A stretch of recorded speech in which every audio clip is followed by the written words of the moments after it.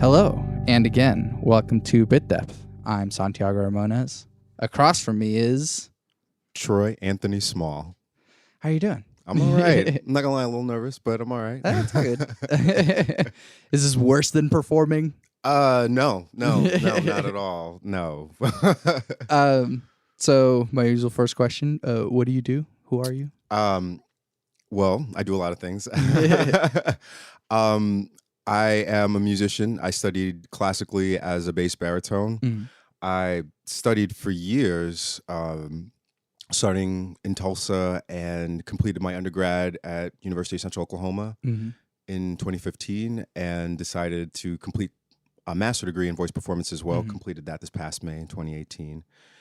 And I am lucky enough to have been teaching and tutoring privately since 2007.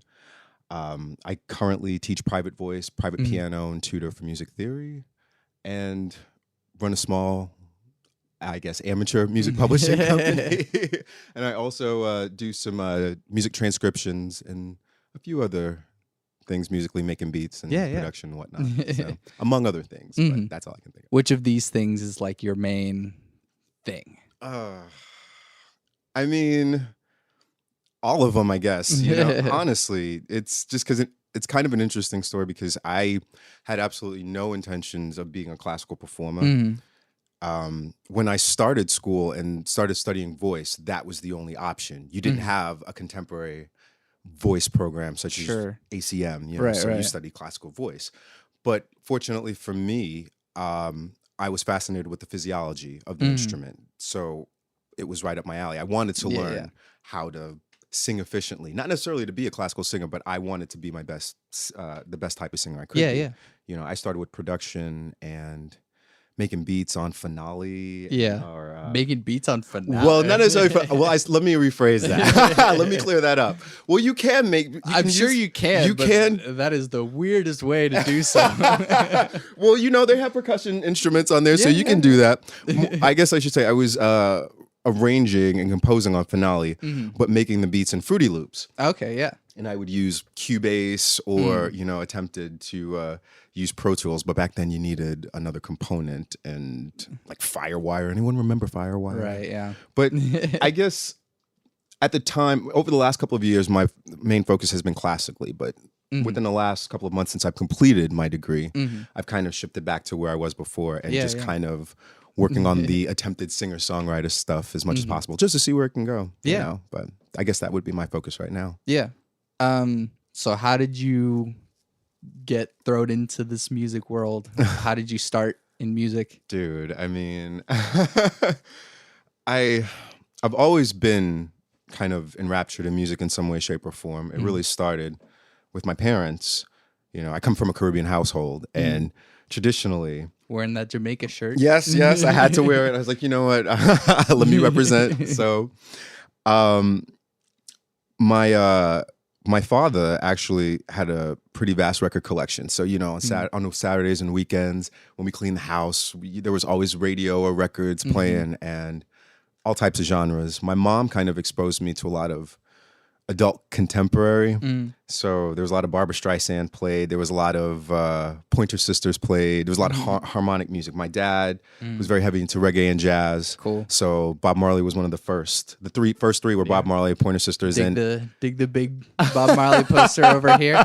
There was a huge Bob Marley poster, which I used to represent. I mean, seriously. And I love that it's right across from the degree. So it's kind of like my priorities, sort of. Yeah. But it just goes back so far. I mean, I grew up in New York City and didn't move to Oklahoma till maybe 19 years ago. So I had no intentions of studying music, ironically, until I left New York and came to Oklahoma. 'Cause I was never taught that you could get a degree in music. So I really didn't know. So I was born into it, but it wasn't till I got here and realized that you could make or get an education in music that I really said, okay, I'm going to do this. So, and that didn't happen until I was in my early 20s. So that was maybe 2000, 2001. Yeah. So I've been at this for a while. Yeah. So did you start as more of a singer and you just like would find music and sing it and perform that, or were you more of a songwriter and you were like, hey, I made this thing, let me show you? Yes and no. Well, when I was in New York, when I was a teenager, I had a bunch of friends, and we would, we were just stupid kids. We would take our little boom boxes and cassettes, yes, and then just kind of, if we had instrumentals, we'd sing and record ourselves. This was like 20, 25 years ago. Or we record songs off the radio and just sing along with them playing in the background, and just having fun on the weekends because we couldn't go out. We were teenagers, but that was kind of how it started. Even before that, when I was in fourth grade and in Brooklyn, I was in a glee club, and that was pretty much my first experience. The year before that, we in third grade we played recorders, as we always do in elementary school. So that was when I started playing the recorder in third grade. That was the first time I ever realized or learned treble clef. Yeah. And that stuck with me from third grade until when till my 20s. But that was the first time I can think of that it really hit me. Yeah. And then when I came here, I just tried something. At what point, like, what made you decide to go, oh, I can't have a real job, quote unquote real job. I have to do music as my life's thing. I don't even think at this point, I mean, I still have a real job, is what I'm trying to say. What is quote unquote real job? But it really wasn't until I was 20 or 21 where I said, okay, I want to do this. I actually left New York to come here and study aeronautical science to become a commercial pilot. Yeah. And I was in flight school for a while, and then decided that I didn't want to do it after developing a mild fear of flying. So, so I kind of thought, why would I put anyone else's life in danger? Right. But then I just kind of, at that time, after leaving school, I really was kind of not sure of what I wanted to do. And I always would write poems or something like that and have tunes in my head. But I really wasn't sure how to convey that. And before I started writing music, I would do poetry slams. I did a couple of slams in Tulsa, I was nervous. I was always nervous, but I had a lot that I wanted to say. And when I said what I had to say, I kind of thought, well, now I hear music in my head. How do I convey that? Yeah. And in 2001, I started working at Barnes & Noble. I'm not promoting or giving any kind of endorsement or anything like that. I'm just stating. But I started reading books on music theory and just trying to convey what I was hearing in my head. Yeah. And I bought a keyboard. That little keyboard that I have here, still to this day, that little Yamaha 61 keyboard. And that's just kind of how I learned. I still have those complete idiot's guides of music theory that I still use to teach my students, And that was really when it started, and really when I made the decision after, there was... I think that was pretty much it. Yeah. What are some of your biggest influences? Ooh. Vocally, I've always been, I guess I've gravitated more to female vocalists than anything. Most of the music that I grew up was, for lack of a better phrase, black music. But at the time, that's how it was even categorized. I mean, because you look at the Billboard's R&B, the hot R&B hip hop singles track. Back in the late 70s, early 80s, it was referred to as the hot black singles chart. So it was black music. But I'd have to say it's always been the female vocalists. Minnie Riperton is probably my favorite artist of all time. Most people know her for the 1974 recording of Lovin' You. And but I mean, her albums were her albums are amazing, and her voice, she was one of the few singers at the time who was writing, producing for herself, along with her husband, Richard Rudolph. She's definitely my number one. I would also say Donna Summer. A lot of people kind of pigeonhole her, but if you just strip away and listen to the voice and the production, she also was a great songwriter too. the instrument of the belt range of her voice, but also the head voice. So it was just always awesome to me. LaBelle, the group, I'm not just talking Patty, I'm talking Sarah Dash, Nona Hendrix, you know. I mean, they were so influential. You look at their 1974 album, Nightbirds, you think of Lady Marmalade, you know, but I'm not as well versed in this as you are, but you can list as many names as you want, and I'll be like, yeah, oh, sure. Okay, yeah. Well, you know, that's all good. This is for everyone to check out. Yeah. Yes, Oh, yeah. Definitely. Do your research, please. I mean, because these are artists you may have heard the tracks to, their most popular songs to, Lady Marmalade, Loving You, but they, for lack of a better phrase, they may have been categorized as one-hit wonders. But when you listen to the album and the lyrical content, they were talking about, you know, sexual freedom, respect as women. You know, LaBelle had this great song called Get You Somebody New, and the opening line is, if you want somebody to be your slave, get you somebody new, you know? So that was always influential to me. But then the reggae, always, the roots reggae influence. Bob Marley, Burning Spear, the roots reggae of the 70s and the 60s, Rocksteady, and those were pretty much what shaped me. But then growing up in Brooklyn, you had hip hop, which was coming out. I mean, my first record that I ever bought was Salt and Pepper, the 12-inch for Pushin' and Tramp, which is right there to this day. To God.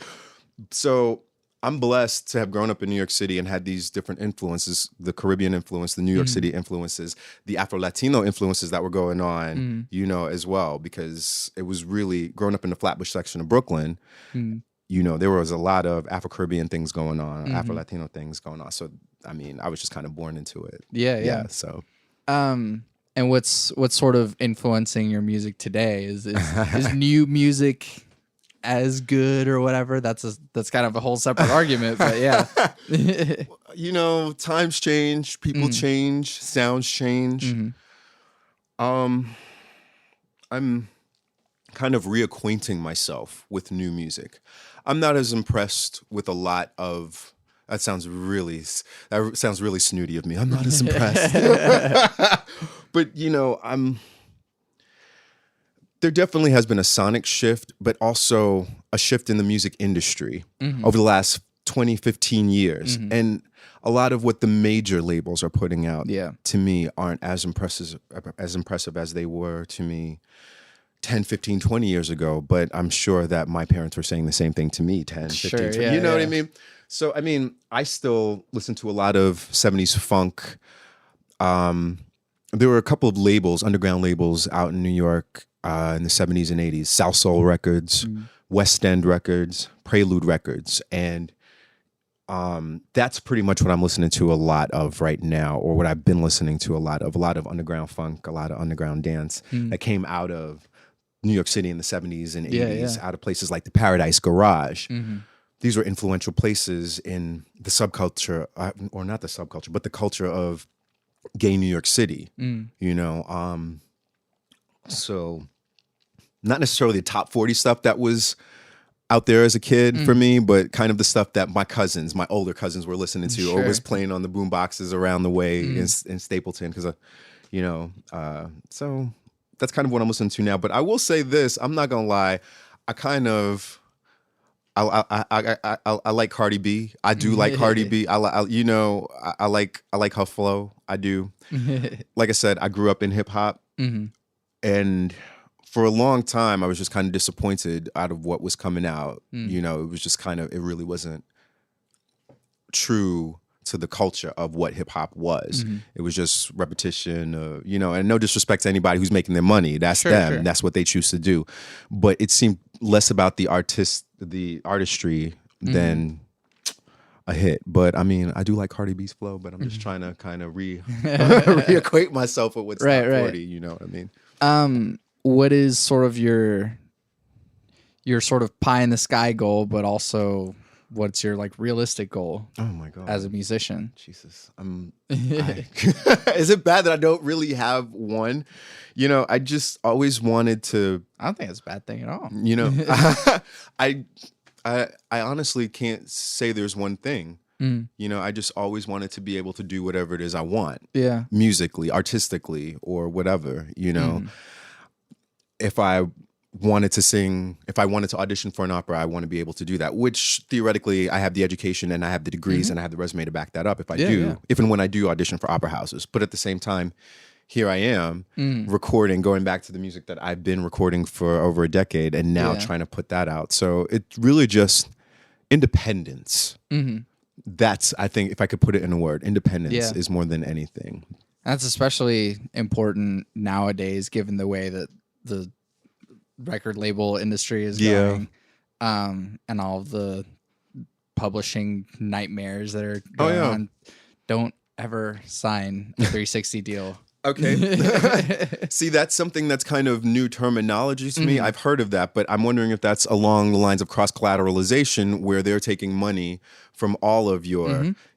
Okay, see, that is part of the reason why I never... Even when I made the decision in my early 20s, in the early aughts, to pursue music, I never said, okay, well, I want to go sign with Arista Records. Exactly. I want to go sign with Universal or anything like that, because I knew I had nothing to back up my argument. I really couldn't I couldn't articulate what I was hearing. And that's more why I started studying. But I also knew, after watching many episodes of Behind the Music, there were a lot of components of the business industry. And actually, that's kind of where I started while I was producing or learning production. I started reading books on this business of music, learning about payola, learning about the performance rights organizations, ASCAP, BMI, CSAC, learning about master, and so, and now here I am trying to figure out, well, where do I go now? But it's been so long, so much has changed. You don't necessarily need to go to a major label. You have digital distribution through multiple outlets. So and I mean, talk about that. You do have your own publishing. So what is that? What is it, and what's that like?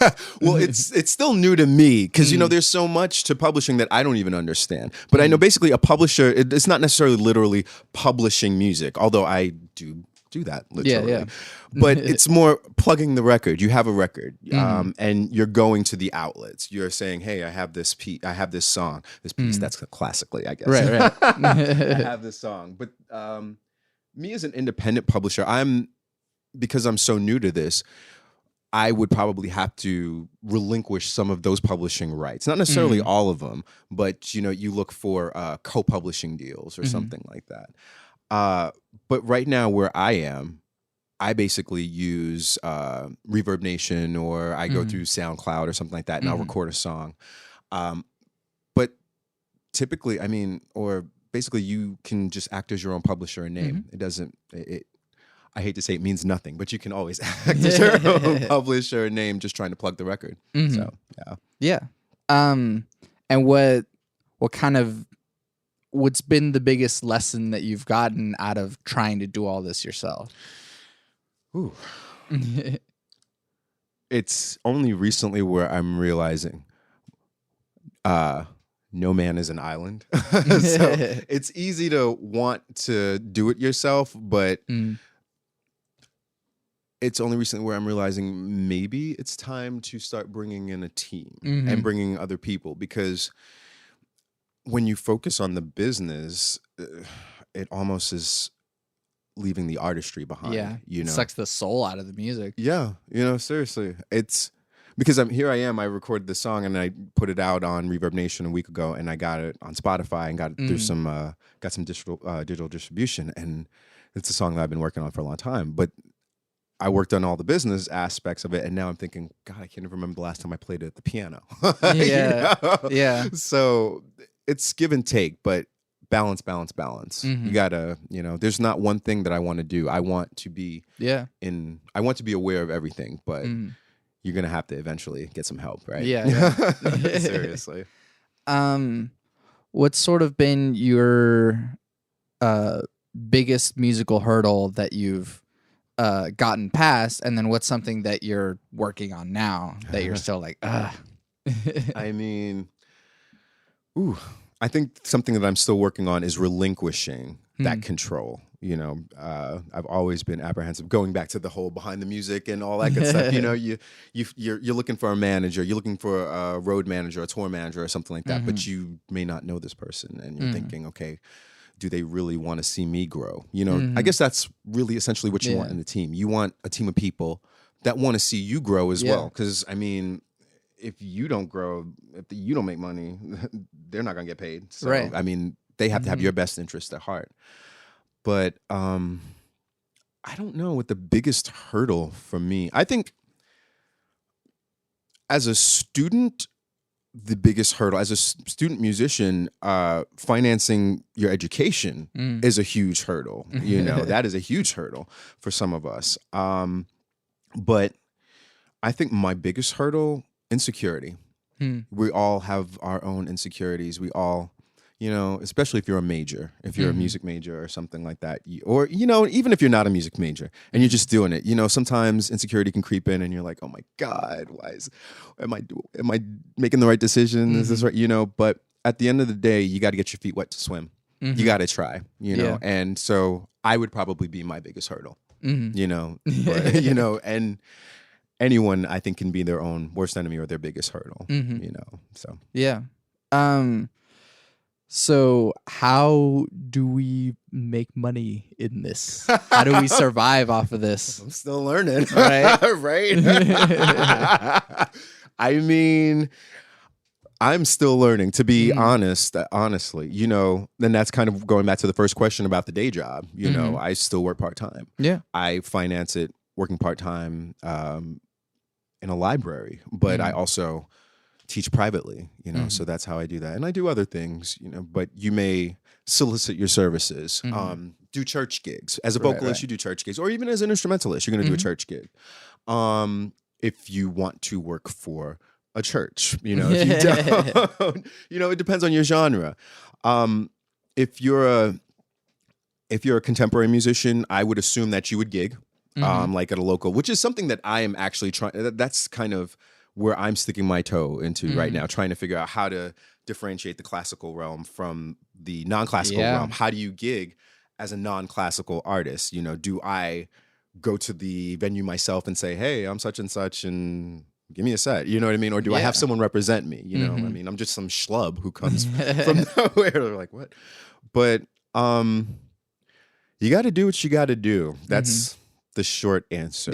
You know, I mean, I'll do arrangements for people. If you have a song in B flat, I mean, I'll put it in a finale and say, hey, I'll transpose it up to B for you or something like that. So basically, know your skill set, know yourself, and that's how you do it. Hustle, you know. You're saying you teach privately. There's a distinction between being a performer, being a musician, and teaching people how to be a performer and musician. Yes. So what is that distinction? And well, there is the argument that those who can do and those who can't teach. Right. I don't necessarily agree with that. It's dumb. You know, but I love performance. To me, you know, I'm introverted in a lot of ways. It's not always the case, but in a lot of ways. And I feel when I'm on the stage, be it a recital or if it's an operatic character or whatever, even if I'm singing, you know, when I was singing with the UCO chamber singers, singing a jazz solo or something like that, it's cathartic. It's cathartic. And, you know, you know, when you're studying a song, it doesn't matter what genre it is, you put yourself in that song. Yeah. And that's kind of what I tell my voice students, particularly. You can stand on a stage and recite text to the beat all you want to, but if you don't believe it, the audience is not going to believe it. And we're just waiting for you to get off the stage after that. Yeah. And we're just going to be polite and applaud for you, but you got to relate it to yourself. And just, I think that's definitely something that I convey to my students. Look at that text, look at the poetry if it's an art song or something like that. But how does that relate to you? How does that speak to you? How are you going to make me believe it? Because it's what is it? Symbiotic, is that what they say? It's a flow, you know, for me as the singer to the audience and to the collaborative musician. We, you know, it's cyclic. So we want to keep that moving. But the second one of us breaks that cycle, it becomes evident. So even when we flub, you got to keep it moving, right? Yeah. Easier said than done, but right. And I feel like it's kind of weird that we call it recitals more so than we call it like performance. Yeah. It's, we're reciting music at you as if it's not even. I mean, the academic term, Right, yeah. But I guess, you're gigging otherwise or something that, right? I'm still learning about that, seriously. How do you feel like as a singer, shows like The Voice and American Idol have sort of turned this this talent, as they call it, but this skill, instead of, working your ass off as you've been, you just go on a show. Well, initially in my 20s, I was just like, I kind of was like, this is terrible. This is horrible. Kind of how I felt about GarageBand and Rockstar. You know what I mean? It's like, it takes away from the artistry. I don't know if I feel as strongly about the people. I don't feel strongly about, the people who go on there, the contestants. I'm not going to knock them if they truly have the skill to back it up. You look at the first Idol winner, Kelly Clarkson. You look at Fantasia. You look at Ruben Studdard. There are some good voices that came out of American Idol. Yeah. Or out of The Voice. I've watched maybe 1 or 2 seasons of The Voice or something like that, but I've never really followed. I don't really follow reality, the reality genre. But there's been talent that's come out of it. But there have also been people who have exploited it. Yeah. But it's there have been contestants who have exploited it as well as the producers. And so on one level I feel, well, why the hell did I spend all this time and money studying to be degreed if it's just becoming a quote unquote novelty? Because that's kind of what it seemed. For a long time I felt as a singer we were secondary, a novelty or something like that, when it shouldn't be like that. But to the contestants who do that, I have a problem with, the William Hungs out there. I thought that was ridiculous, but whatever. But I think more than anything, my beef with Idol and that type of vacuous, whatever you want to call it, was the control they have. And that goes back into me not wanting to sign with the label, because you're basically controlled by this company for I don't even know how long, but they own your publishing, they own your masters. So whatever you do and whatever you want to do, you have to prove to them. So I never really wanted to be in control. I think that was more, or I never wanted to relinquish control, I should say. You know what I mean? But overall, I guess that would have been my number one reason for getting into this business in the first place, because I didn't want anyone in control. I wanted to do something that I could do. So, Yeah. Sort of even more vague. What makes good music? What makes bad music? Ooh. I mean, excuse me. I'm apprehensive about using the terms. I don't like to use absolutes in music, unless it is absolutely applicable. And that's something I like to say to my students. I don't say never. I try not to say never or easy or anything like that. But I mean, if there is, I like a beat, I like a track, I like to dance, I like to shake, I like syncopation, I like bass, I like rhythm, but so it doesn't always have to, you don't always have to be on a soapbox in your music. Sure. We all have different emotions. We have happy times, we have good times, we have stressful times, we have chill times, we have love times, we cry. So it's life, Yeah. So there are different spices, different flavors, you get a little from column A, B, C, D, whatever, but I have likened a lot of the contemporary top 40 music to sugar and said, because some folks call it bubblegum or whatever, and a little bit of sugar is all right every now and then, but there's only so much sugar you're going to ingest till you get diabetes. That's what I say. So, if you're just being repetitive and just saying nonsense and gibberish, that probably is bad if you want to say that, you know what I mean? But once again, I can't knock anybody who's out there getting the money because they get money. You know what I'm saying? But I wouldn't necessarily call that singing. quote unquote singing, you know what I mean? That's maybe what I like to call vocalizing or something like that, or vocal, whatever you want to call it, but it's not necessarily singing. So, I mean, yeah. yeah. What advice do you have for other musicians that are trying to get work out here? Trust yourself. That's the hardest thing to do. Research. I mean, but trust your gut. You know, if you don't have a good feeling about something, ask questions. Seriously. I mean, ask questions in general. Seriously. You know, like I say, you got to get your feet wet to swim and try new things. Don't be afraid to try things. Use your resources. Yeah. That's one thing I say, particularly to the students at UCO.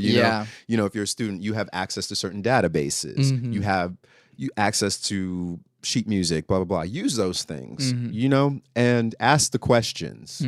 Ask the questions. Go online, use print, use digital, but if you're interested in radio, look up radio stations. Now, I mean, some places don't want unsolicited material, so you have to follow that, you know, but you got to find people. You got to find people around you, you know what I mean? But trust your gut. It's hard. It's hard, you know, and there's going to be tears. Trust. What is the distinction between being a composer or songwriter and being a performer? Ooh, I'll tell you this. It's composing for me has become a lot more difficult in my older years as I get older, lyrically, because I've always kind of knocked myself lyrically because, you know, I've always been, you know, lyrically, some of my musical influences were like Kate Bush or Steely Dan. And, you know, their lyrics are so idiosyncratic. And you're like, what the hell are they talking about? Right. But I was just always amazed how they could just make a beautiful song out of just this text. My lyrics are just obvious. It's like, it's a journal page. It's just how I'm feeling, you know. But as I grow older and I share pages of my journal, I have to think, you relive these moments, and some of these moments are hard to relive, you know. And then you think, as you record these songs, you have to keep reliving these moments, and reliving and reliving, you know. So that's not necessarily easy. And I have to say, do I really want to revisit this part, this event? You know what I mean? And lyrically, that's what I'd say. But performing, you know, you take that.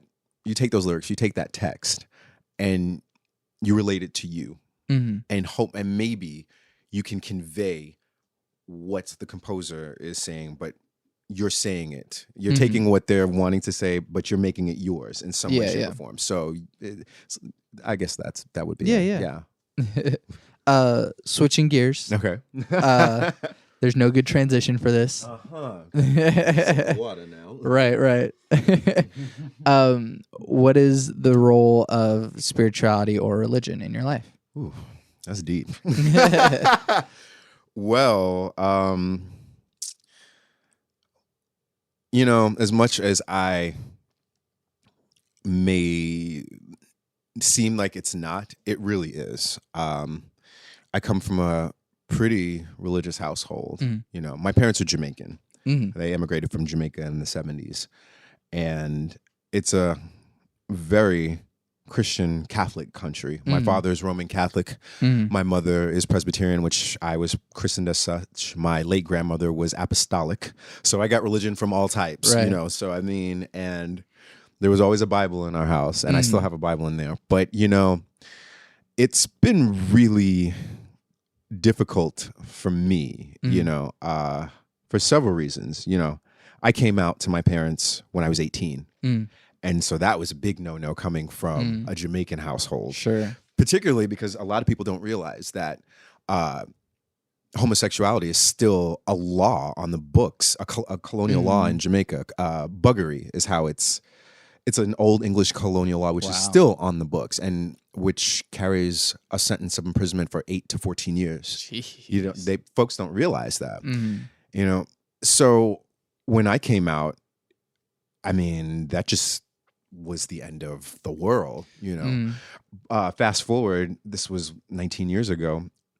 I mean, I'm in the center of the country while my parents are elsewhere, but right. and we don't necessarily address anything, but at the same time, I'm blessed to still have them. Yeah. Because I have to face the fact that there's so many of us who literally lose their lives, and so all that to say, it was hard as a child growing up. You hear all these stories of religion, you hear all these biblical stories, and you did your best. Yeah. But just this one thing that you have to deal with just negates everything else. So it just kind of felt when you have that moment, it's like, well, what the hell, you know? And so I was done for a while, but at the same time, as much as I may seem like I'm not religious, and I can't decide whether or not it's the upbringing or if it's messed you up or whatever. But in the back of my head, I still have some sort of, I won't say religion, but faith.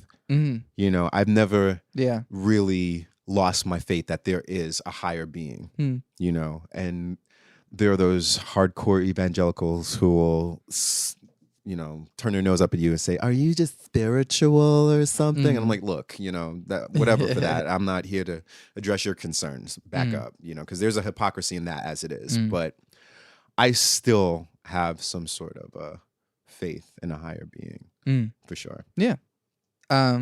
What is your definition of God?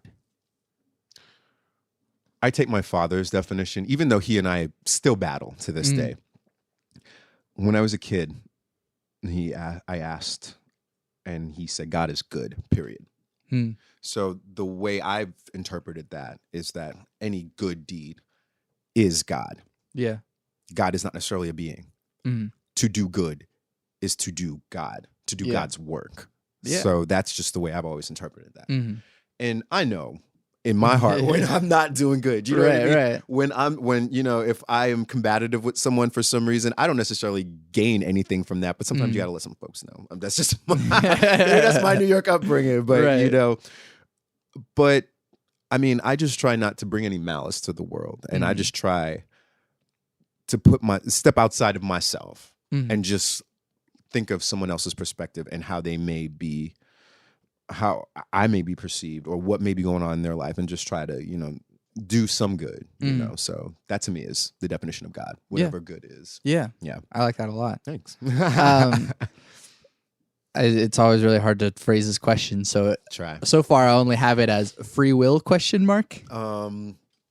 I'm gonna need you to elaborate on that. Now, when you say free will, like free will, as in there is something that allows us to make choices on our own.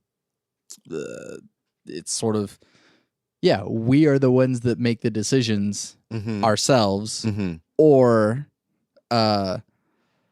while we are the ones that make the decisions, those are sort of influenced by the things that happened before, and it was kind of already what the path was. Yeah. Okay. Yeah. Okay. I think because of my faith, I mean, there's choice. We all have choices. We all make choices. We all have what I like to call intersections when we gain knowledge. You're going to go one way, you're going to go forward, left, right, or you're going to be stagnant or go back, right? But I mean, I do believe in a reciprocity. I do believe, for lack of a better word, or maybe karma, but I do believe that everything happens for a reason. I have the ability to make all the choices in the world, but I don't know if you define choice as free will, then we have free will. But I mean, honestly, at the end of the day, I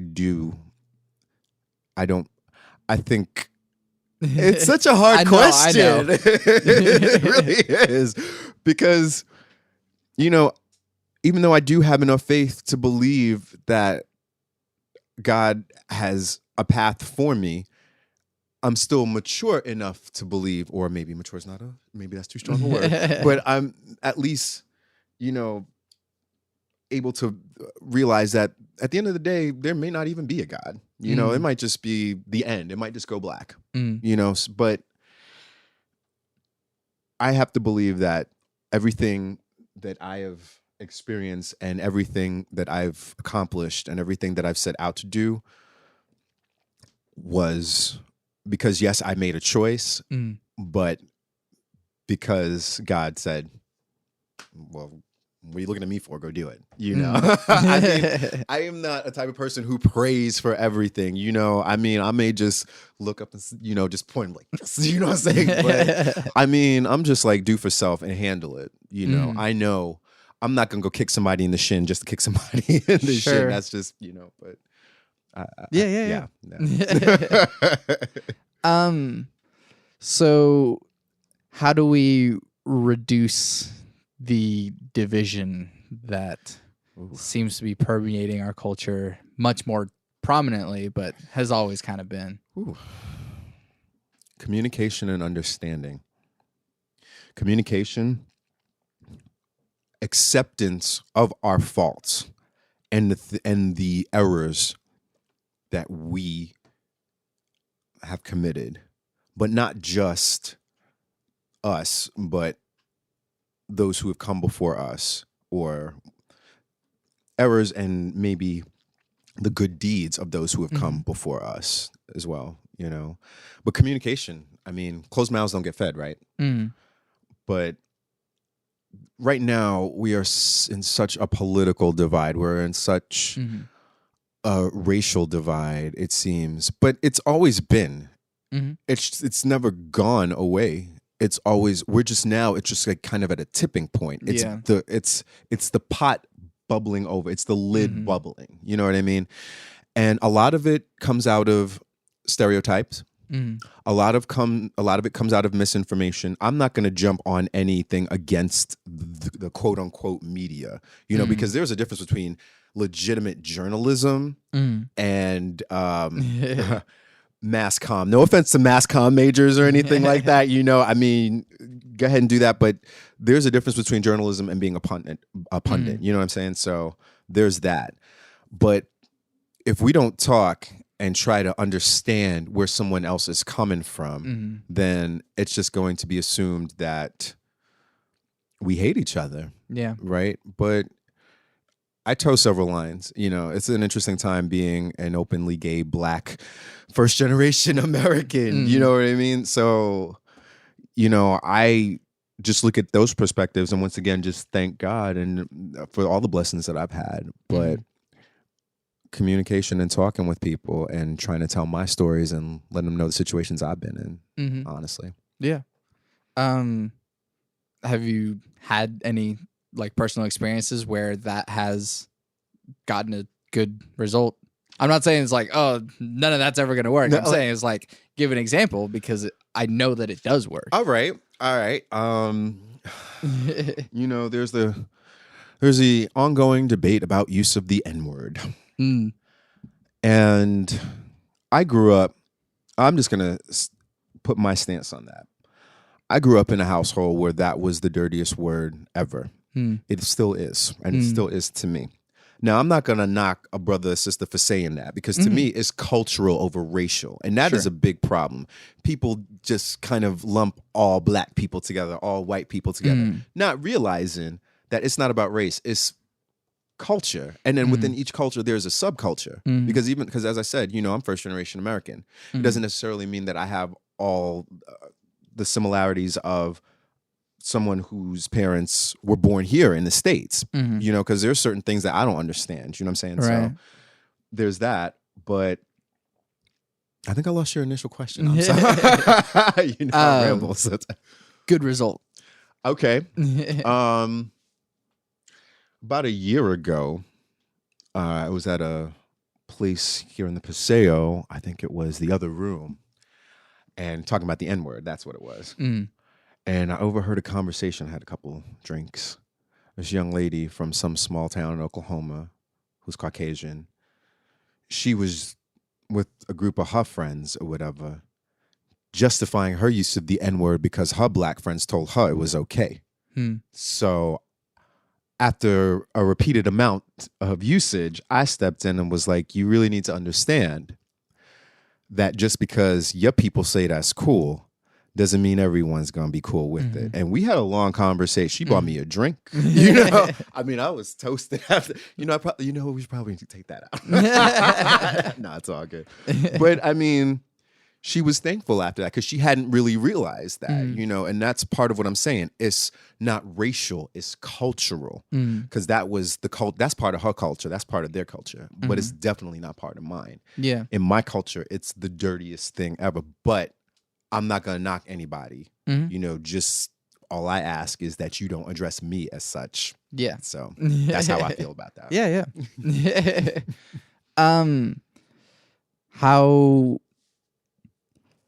How do we make the world a better place? It goes back into that good mentality, I guess. I mean, you got to step outside of yourself every now and then. I know there's a lot going on in the world, and sometimes it's hard. Sometimes we turn inward and we displace aggression, but that's one of the things that I try not to do. I try to check myself. If I'm like, why, whatever insecurity I'm feeling, I want to make sure that I'm not displacing that on you or someone else. I got to check myself in that. But I mean, I guess there's the old golden rule, but that's, I mean, at the end of the day, you just want to do as much good as you can, and think about the other person. Think about how you never really realize how your actions affect someone else. So if I cuss you out or something like that, you're going to take that and then you have to release that someplace else. And it's just this endless cycle. So I don't want to be a part of any reason anyone feels bad. I mean, it doesn't always happen like that, but I mean, that's the way I see it. I try just to bring as much positivity as I can. Yeah. Don't always happen, but you try. Well, on positivity, what makes you happy? Besides music, completing a goal, or trying. You know what I mean? Because like I said, I mean, I'm my own worst enemy. I'm my biggest hurdle, and it's easy for me to get insecure and just kind of hibernate in these four walls right here because I feel like, well, I got a PS3, I got this, that, and I got 2 turntables, and so I never need to leave. I can make my own place here. But then you lose that connection. You lose that outside connection. So I think I lost your question again. God bless. What makes you happy?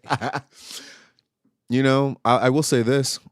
One thing that really makes me happy is when imparting wisdom on my students, when I see them make that connection, when those light bulb moments, as one of them says, that makes it all worth it to me. When I've done some good, when I know I've done some good, when I can see that I've helped someone grow in some way, shape, or form, that to me makes me happy. That makes me happy. That's just one thing that makes me happy. So.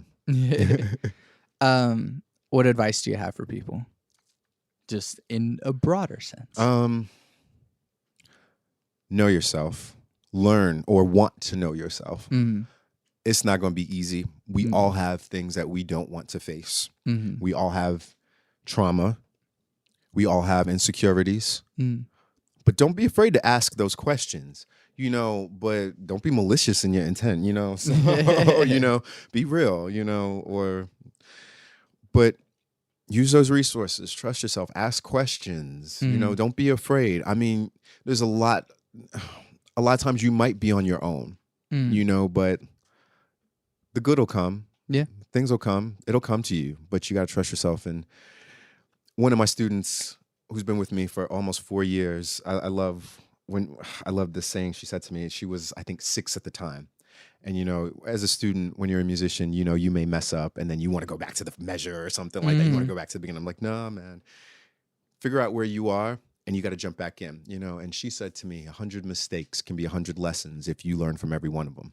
It's a child, So I took that and I take that. And so you got to get your feet wet to swim, right? even if I don't succeed in my goal, at least I tried. I have, the evidence, and so I'm gonna try again. Yeah. So yeah, I like just that. try, y'all. What's something about you that people don't commonly know? I have perfect pitch, acute perfect pitch to the point where I can tell you letter names and octaves typically. But I also have tinnitus in my left ear. Oh crap! It's interesting, and which is very interesting because I don't have tinnitus in both ears, but it's more it's common in both ears. So it was really dumbfounding to the audiologist. But I have difficulties hearing high pitches, like treble pitches in my left ear. So if it's like above an E4 or something like that, I really don't hear it. So you may see me lean in on my right ear or something like that, because I'll hear highs in the right. So typically if there's a high pitch, like a hi-hat coming from the left, it sounds like it's coming from the right. So I may turn to the right or something like that. But so I have perfect pitch and tinnitus. Yeah. What pitch is your tinnitus right now?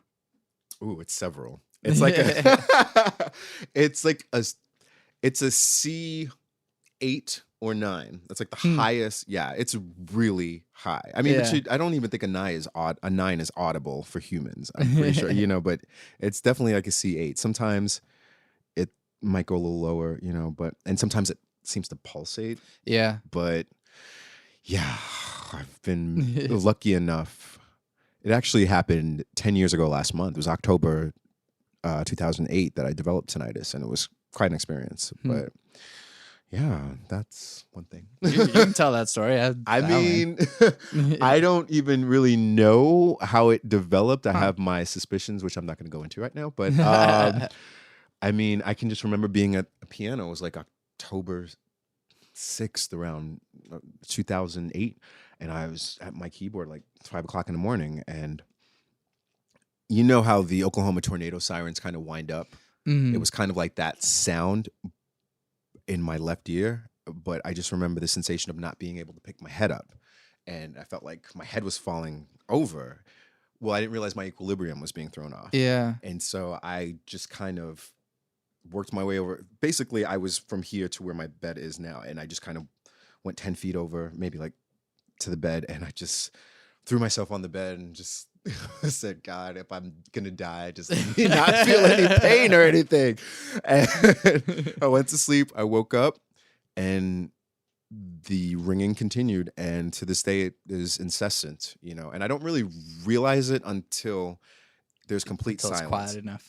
So you hear one of my computers just kind of humming in the background. If the power were to go out and just complete silence, then it's really obvious. I mean, I can hear it now, but yeah, it's you acclimate to it, particularly as a classical artist. I can remember singing in operas and being on the stage and actually kind of having to find a downbeat, because when you have an orchestra, you don't always have a percussive instrument, right? So you're trying to find a downbeat. You're listening and you're watching a conductor, but sound carries. You're having to worry about all that. So you learn and you acclimate with what you have, basically. So I have it in my right ear. Do you? Yeah, that's so crazy.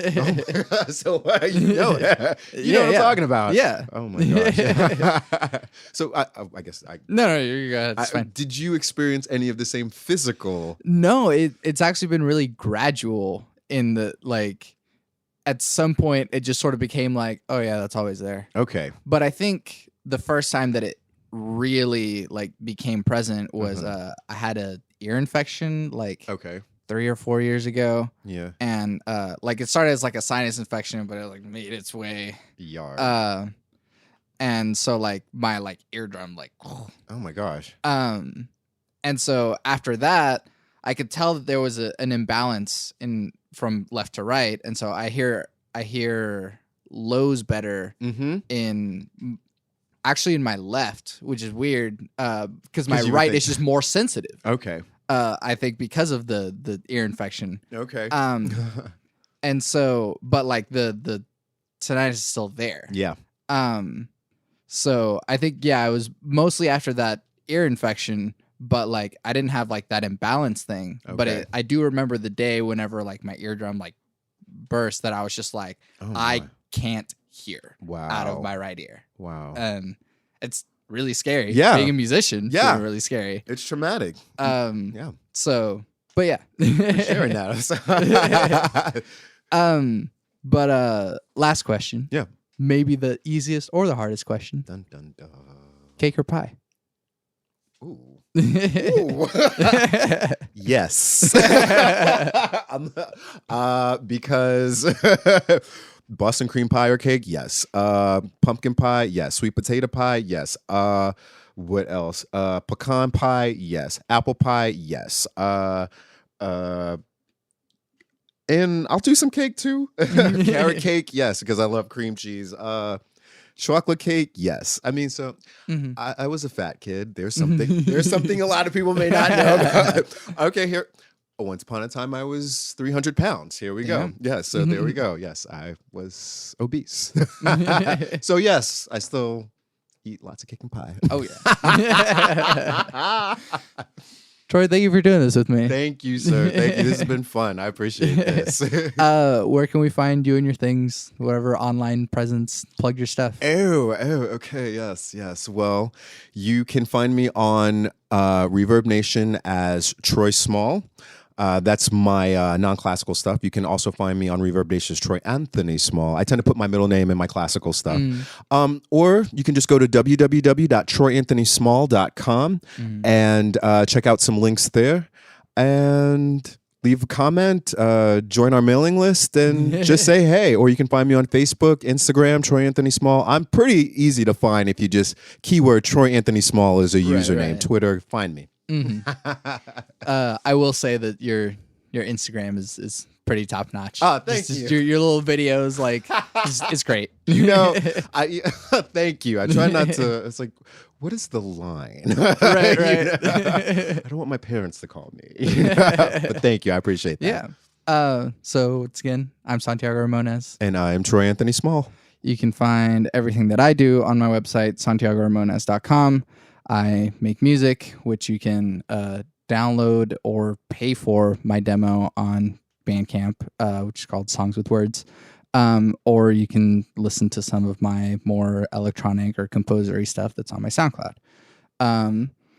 You can also find this podcast on Apple Podcasts, on Stitcher, on YouTube. And you can leave a comment or review on any of those things. Let me know what you think about Troy. Be nice. Well, yeah, always be nice. And I always end my podcast with my 3 things. They shape my life philosophy. Those 3 things are: love never fails, it's going to be okay, I might be wrong.